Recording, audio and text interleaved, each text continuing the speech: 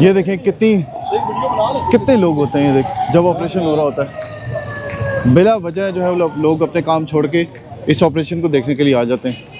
और इसी तरह की मज़ामत का सामना तब करना पड़ता है जब लोगों की तादाद बढ़ती है और ऑपरेशन किट से रोकने की कोशिश की जाती है डीएम में या सीडीए को।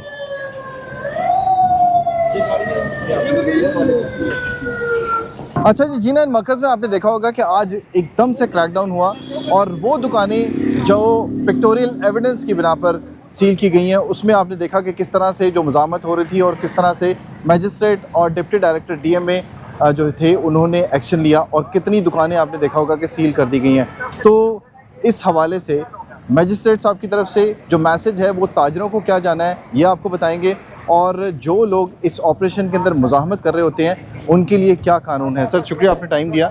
ये बताइएगा कि आज का जो एक्शन है वो बहुत क्विक हुआ और बहुत तेज़ी के साथ जो है वो 6 दुकानें भी सील हो गई, 4 लोग भी हिरासत में ले लिए गए और पुलिस की नफरी भी यहाँ पर पहुँच गई। ये बताइएगा कि ताजर इस मामले के ऊपर कुछ जो है वो ख़िलाफ़ भी होते हैं और कुछ आपके साथ जो है वो ताउन भी करते हैं, तो क्या मैसेज देना चाहेंगे उनको जो ताजर इस तरह के जो तजावज़ात हैं, कब्ज़े हैं, उनके अंदर मुलविस होते हैं?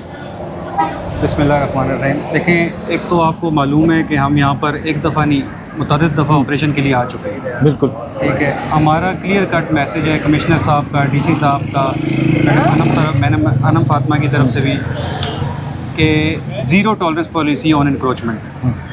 ठीक है, हमने कई दफ़ा वार्निंग्स दी हैं, इनको नोटिस भी जारी किए हैं, उससे पहले हमने सील भी किए हैं शॉप्स, लेकिन अब हम मजबूरन हम इस हद तक आ चुके हैं कि अब हम इनका सामान उठाएं